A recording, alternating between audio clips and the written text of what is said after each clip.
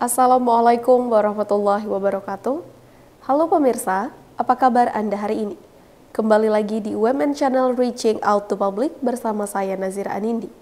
Kami akan memberikan sejumlah informasi yang menarik untuk Anda. Inilah UMN News.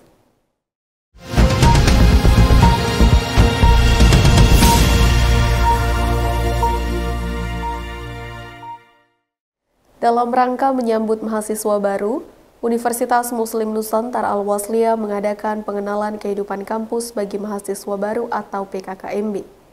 Kegiatan ini bertujuan untuk memperkenalkan lingkungan kampus serta sistem pendidikan di perguruan tinggi. Dalam rangka menyambut mahasiswa baru tahun akademik 2023-2024, Universitas Muslim Nusantara UMN Al-Wasliyah mengadakan pengenalan kehidupan kampus bagi mahasiswa baru PKKMB. Kegiatan ini dilaksanakan pada hari Kamis 7 September 2023 di Aula Oka Usman Kampus Abdurrahman Syihab UMN Al-Wasliyah. Sebanyak 559 mahasiswa baru mengikuti kegiatan ini. Kegiatan PKKMB dikoordinir oleh pimpinan bidang kemahasiswaan UMN Al-Wasliyah dan melibatkan unsur dosen dan tenaga pendidik, kemudian didukung juga oleh organisasi mahasiswa yang ada di UMN Al-Wasliyah. Kegiatan PKKMB bertujuan untuk memberikan pembekalan kepada mahasiswa baru agar lebih cepat beradaptasi dengan lingkungan kampus dan memahami sistem pendidikan di perguruan tinggi. Rektor UMN Al-Wasliyah, Bapak Dr. Haji Firmansyah MSI berpesan kepada seluruh mahasiswa baru agar dapat menyesuaikan diri dengan budaya akademik di perguruan tinggi serta dapat menyelesaikan pendidikannya tepat waktu. Nah, yang pertama bahwa adik-adik mahasiswa kita yang baru ini menjadi penyemangat kita, menjadi support untuk mewujudkan cita-cita kita melalui visi, yaitu menjadi universitas yang terbaik di Indonesia, yang humanis, mandiri, dan islami. Kemudian kita berharap mereka pesan-pesan kita ke depan supaya mereka mulai merubah budaya akademik yang selama ini harus selalu dibimbing, selalu diberi motivasi ini supaya mereka bisa mandiri dan bisa selesai cepat waktu. Itu yang penting, supaya mereka bisa mengejar, jangan terlambat penyelesaian dalam studinya. Saya kira gitu. Baik, kita sudah siapkan semua. Beberapa waktu yang lalu, hari Jumat kalau nggak salah, kita sudah mendistribusikan mata kuliah untuk ditanggung-jawabi oleh dosen-dosen melalui Pak Wersatu yang memberikan. Lalu kita sarana prasarana juga sudah kita siapkan. Intinya kita sudah ready, siap. Tanggal 11 on time kita sudah bisa mereka melaksanakan perkuliahan. Ketua Badan Pengurus Harian UMN Al-Wasliyah, Bapak Dr. KRT Hardi Mulyono Kasurbakti mengingatkan seluruh mahasiswa baru untuk bersungguh-sungguh dalam menempuh pendidikan di UMN Al-Wasliyah dan senantiasa mematuhi peraturan yang berlaku. Ya, pesan saya mereka harus sungguh-sungguh. Tanpa kesungguhan sulit untuk mendapatkan apa yang menjadi cita-cita mereka. Selain sungguh-sungguh tentu ikuti aturan yang ada dan jangan lupa senantiasa berdoa karena kekuatan hanya dari Allah, dari Tuhan kita. Oleh karenanya anak-anak ini harus diajarkan bagaimana belajar yang baik, tidak pernah mengatakan sombong, tidak pernah angkuh, harus tetap rendah hati, dan mudah-mudahanlah mereka kalau mengikuti itu dengan kesungguhan yang ada, saya yakin dan percaya mereka akan menyelesaikan perkuliahannya tepat waktu.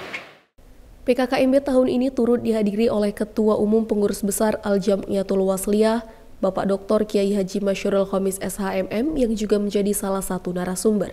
Beliau menyampaikan materi mengenai pengembangan akhlak dan karakter mahasiswa sebagai intelektual menuju generasi emas 2045. Dijelaskan bahwa sebagai mahasiswa UMN Al-Wasliyah harus senantiasa menunjukkan nilai kebaikan dan kebenaran, menghormati dosen dan orang tua, serta cerdas dalam menggunakan media sosial. Pertama kami ucapkan selamat datang dan bergabung di UMN Al-Wasliyah, kampus yang insya Allah akan memberikan peluang-peluang baru kepada anak-anakku semua. Dan eksplorlah semua kemampuanmu untuk bisa menjadi orang yang berprestasi. Inti dari Al-Wasliyah itu adalah bagaimana anak-anakku menjadi orang yang berakhlakul karimah, beradab, dan mampu menempatkan dirinya dimanapun dia berada, tetap menunjukkan nilai-nilai kebaikan dan kebenaran. Karena seorang mahasiswa yang baik tidak hanya dinilai dari prestasi akademiknya, tapi akan dinilai masyarakat dari akhlak dan budi pekerti yang kita tampilkan dalam keseharian kita. Karena itu jaga dirimu dengan akhlak yang baik, hormat orang tua dan guru dan dosen kita, dan jangan lupa gunakan media sosial dengan baik dan cerdas. Kepala Lembaga Layanan Pendidikan Tinggi LL Dikti Wilayah 1, Bapak Profesor Saiful Anwar Matondang PhD juga menjadi salah satu narasumber di PKKMB kali ini. Beliau menjelaskan tentang sistem pendidikan tinggi di Indonesia, kurikulum program studi dan kebijakan MBKM. Dikatakan bahwa Merdeka Belajar adalah belajar mandiri yang diperuntukkan bagi mahasiswa di seluruh fakultas kecuali Fakultas Kedokteran dan Fakultas Keguruan dan Ilmu Pendidikan. Di dalam kurikulum Merdeka, mahasiswa tidak lagi belajar di dalam kelas pada semester 7 dan 8, tapi mahasiswa diberikan kesempatan untuk belajar di industri atau di tempat lain. Kecuali untuk FK dan FKIP tidak ada Merdeka Belajar, karena mereka sudah ada program tersendiri. Misalnya dokter itu koas, kalau FKIP itu PPL, mereka sudah ada dari dulu. Termasuk juga D3 dari dulu mereka sudah ada. Yang tidak adalah seperti manajemen tadi, mereka boleh aja membuat startup, sukses atau tidak sukses startupnya setelah 6 bulan itulah yang dilaporkannya. Itulah pengganti skripsi.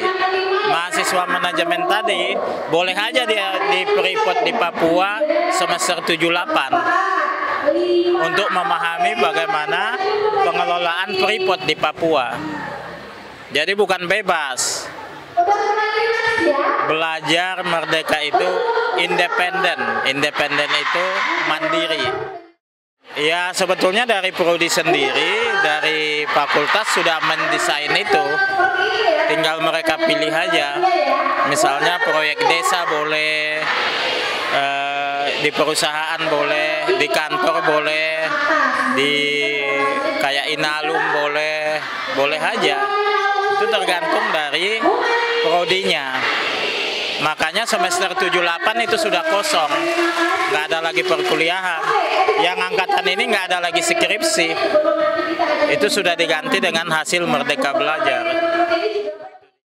Pada kegiatan PKKMB tersebut juga menghadirkan beberapa narasumber lain seperti Sekretaris BPH UMN Al-Wasliyah, Majelis Kode Etik UMN Al-Wasliyah, seluruh wakil rektor di lingkungan UMN Al-Wasliyah, pengurus Himpunan Mahasiswa Al-Wasliyah, dan dosen UMN Al-Wasliyah. Selain itu juga ada pemaparan mengenai unit kegiatan mahasiswa yang ada di UMN Al-Wasliyah. Setelah PKKMB tingkat universitas selesai, acara dilanjutkan dengan sambutan di masing-masing fakultas. Perkuliahan semester ganjil tahun akademik 2023-2024 di UMN Al-Wasliyah telah dimulai pada tanggal 11 September 2023 lalu. Dari UMN Al-Wasliyah, Nazira Anindi Faris Abdullah, UMN Channel, mengabarkan.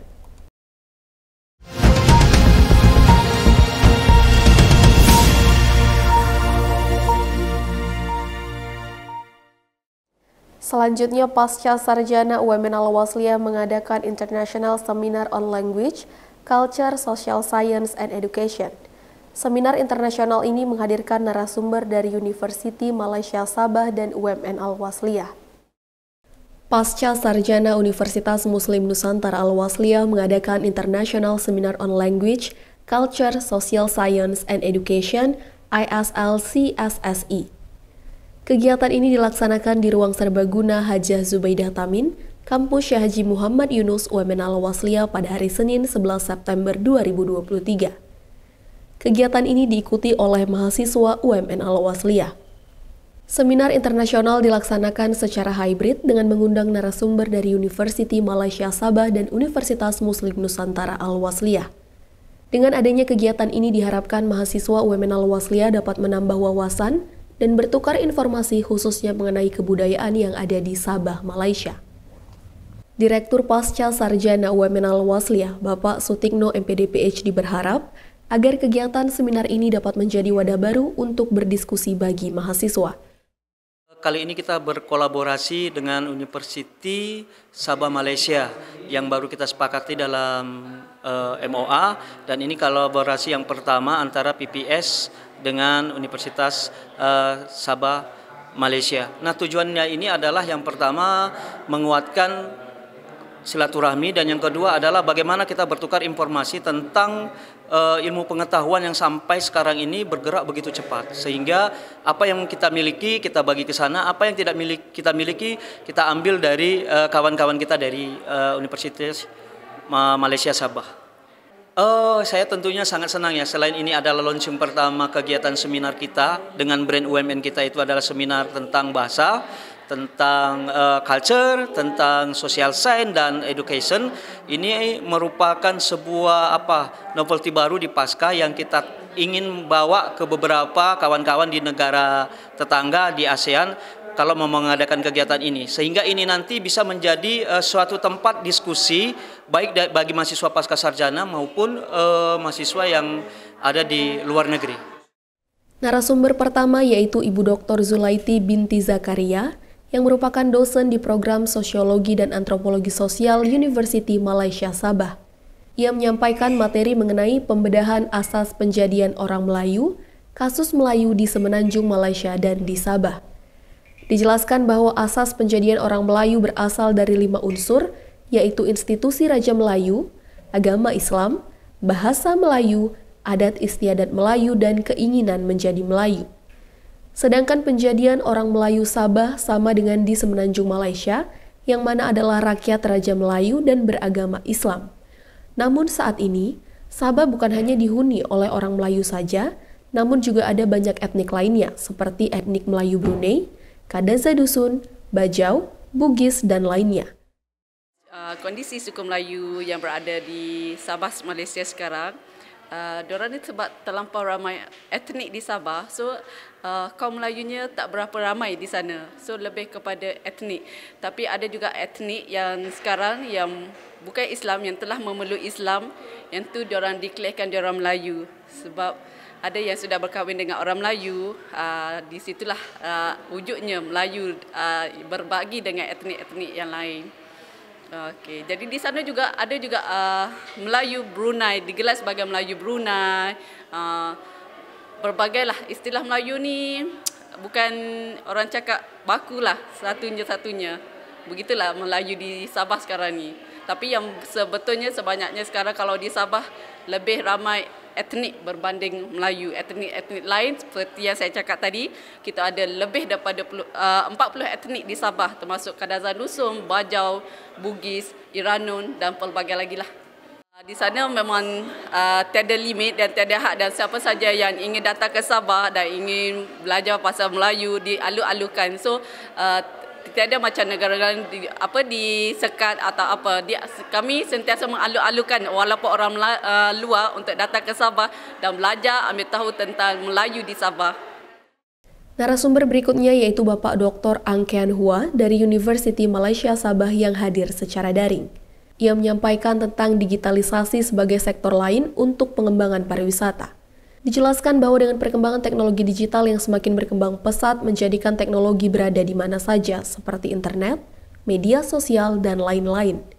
Hal ini menyebabkan permintaan pariwisata yang meningkat pesat, mempengaruhi keputusan untuk membeli sesuatu, mempengaruhi reputasi suatu tempat wisata serta pelayanannya, perubahan alat komunikasi dari yang tradisional menjadi modern, serta mempengaruhi pengalaman perjalanan wisata.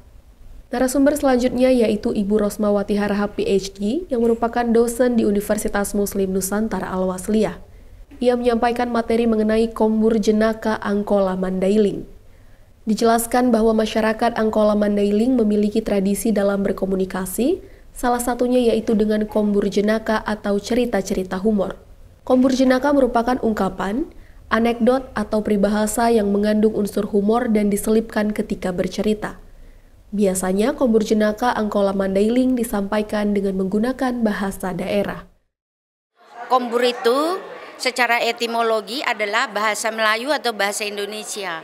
Artinya bercerita-cerita. Jadi joke, Sebenarnya dia kombur jenaka, tapi karena tadi teksnya bahasa Inggris, joke. Jadi joke itu variasi maknanya bisa humor, anekdot, ya. Jadi joke. Jadi saya buat yang supaya dekat dengan kombur jenaka, maka kombur joke. Di kombur itu kan disertasi saya dulu waktu S3. Saya mengumpulkan data itu 2 tahun dari Angkola Mendeling. Ternyata orang Angkola Mendeling ini punya ciri khas untuk bersosialisasi, berkomunikasi.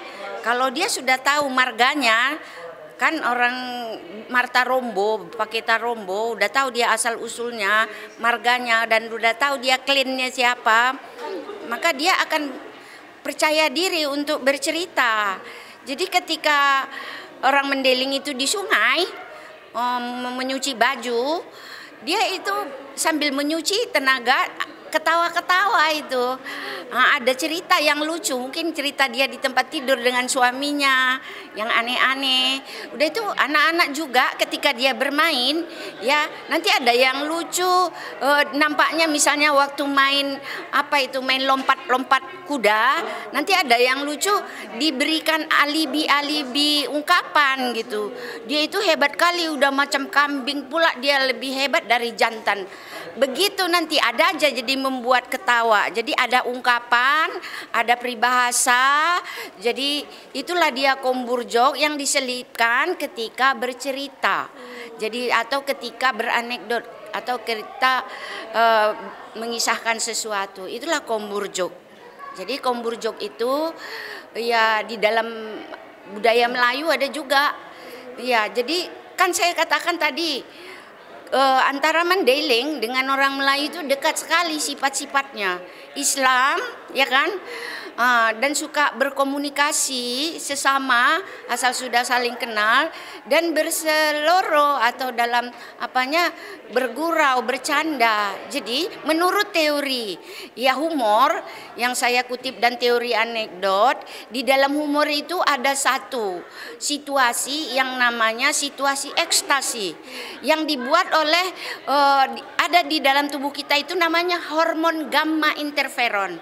Itu setiap tubuh manusia ada, dan ada juga dari hasil penelitian bahwa di dalam tubuh seorang itu ada bibit kanker. Jadi kenapa terjadi kanker itu? Karena dia stres atau kurang berseloro atau kurang bergembira. Jadi salah satu artinya modal yang paling praktis ya berseloro-seloro lah, berkombur-kombur supaya terjadi reaksi hormon gamma interferon yang ada di dalam tubuh itu. Karena itu adalah semacam zat kimia yang ada di dalam tubuh yang membuat dia ekstasi. Artinya nyaman, bahagia. Jadi kalau itu aktif di dalam tubuh manusia, jadi penyakit kanker yang ada di tubuh kita itu pun artinya terhindari, terminimalkan. Jadi dengan demikian, walaupun dia bukan orang Mendeling atau orang Angkola, orang Melayu, jadi kalau jumpa kita berseloro saja gitu. Tapi betul-betul yang dia itu lucu, ada ungkapan lucu yang membuat kita ketawa gitu. Itulah di dalam reaksi ketawa itulah terjadi produksi hormon gamma interferon tadi. Berikutnya materi mengenai bahasa disampaikan oleh Bapak Sutikno MPD PhD yang merupakan Direktur Pasca Sarjana UMN Al-Wasliyah. Disampaikan bahwa bahasa lahir dari kebudayaan yang diperoleh manusia untuk mengkomunikasikan makna. Bahasa memiliki beberapa fungsi, yaitu fungsi personal untuk menyatakan diri, fungsi interpersonal untuk menyatakan hubungan dengan orang lain dalam interaksi, fungsi direktif untuk mengatur orang lain, fungsi referensial untuk menampilkan suatu referensi berupa kabar atas suatu hal yang berkembang, fungsi imajinatif untuk menciptakan sesuatu dengan imajinasi, dan fungsi fatik untuk berbasa-basi. Agenda berikutnya yaitu plenary session oleh mahasiswa dan dosen pasca sarjana UMN Al-Wasliyah. Salah satu peserta seminar mengatakan bahwa kegiatan ini sangat bermanfaat karena banyak sekali pengetahuan yang dapat diperoleh terutama dalam bidang budaya, bahasa, dan pendidikan. Ia berharap dengan adanya kegiatan ini, mahasiswa lainnya dapat lebih termotivasi untuk senantiasa menambah pengetahuan dan melakukan penelitian. Nah, pendapat saya mengenai seminar hari ini ya cukup luar biasa karena kita di sini dapat membahas banyak tema, temanya mengenai budaya, bahasa, pendidikan yang cukup relate dengan saya, dan saya juga sebagai panelis, saya bisa memberikan sedikit pengetahuan lah untuk para peserta, untuk para peserta yang lain. Dan saya harap lewat acara ini menjadi ajang bagi para peserta atau bagi orang-orang yang melihat ini untuk semakin penasaran untuk melakukan research, untuk makin belajar mengenai budaya, apalagi budaya Melayu. Kita bahas Melayu hari ini kan. Nah, saya termasuk orang Melayu dan saya tahu di sini ternyata Melayu itu banyak. Rumpunnya banyak, asalnya banyak, dan beragam macam, dan bahasanya beragam macam. Dan di sini menjadi insight baru bagi para peserta, termasuk saya sebagai orang Melayu sendiri. Dari UMN Al-Wasliyah, tim UMN Channel mengabarkan.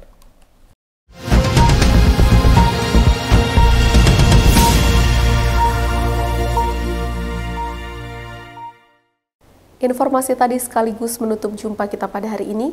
Saya Nazira Anindi beserta seluruh kerabat kerja yang bertugas pamit undur diri. Wassalamualaikum warahmatullahi wabarakatuh.